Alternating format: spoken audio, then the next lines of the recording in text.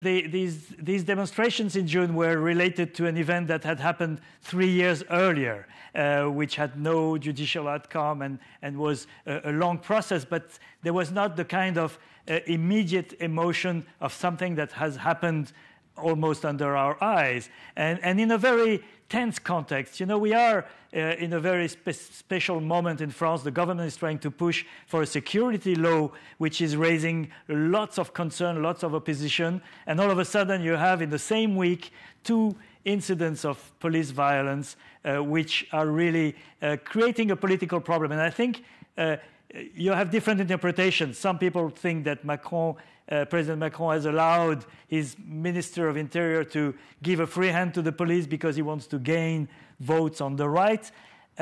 I think it might also be a problem of incompetence, that the authorities in charge of controlling the police or of commanding the police are just incompetent, and the police feel they have a free hand because there's not the political reining in that is needed in situations like that. And I think that's a very, very difficult political moment, and if there's no solution, it might get worse. Might get worse. So two scenarios there spelled out. And again, as Pierre was saying, it's all happening the same week as the lower house of Parliament approved a security bill, a draft bill for now, one that would broaden law enforcement powers and restrict the right to film police. Has the Emmanuel Macron, who served under a socialist government, ran as a centrist, taken a right turn? Or, Vivienne, Walt, is this, as Pierre suggests, possibly incompetency in the hierarchy of the police? I think this can be answered in one word.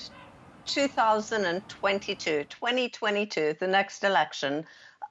Macron is clearly feeling the heat from the right wing. He thinks that's going to be his big challenge.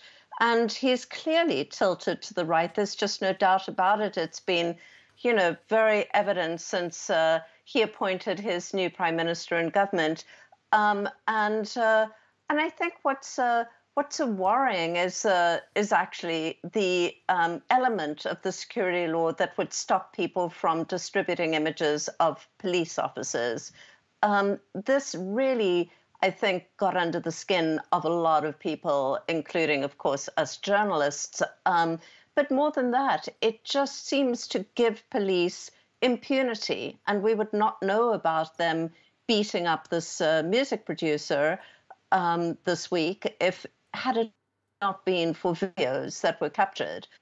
I just want to say one other thing, and since you mentioned Kylian Mbappe, that we should not forget that the US superstar Megan Rapinoe actually months ago called on Kylian Mbappe to come out and speak out about Black Lives Matter, and was asking where France's,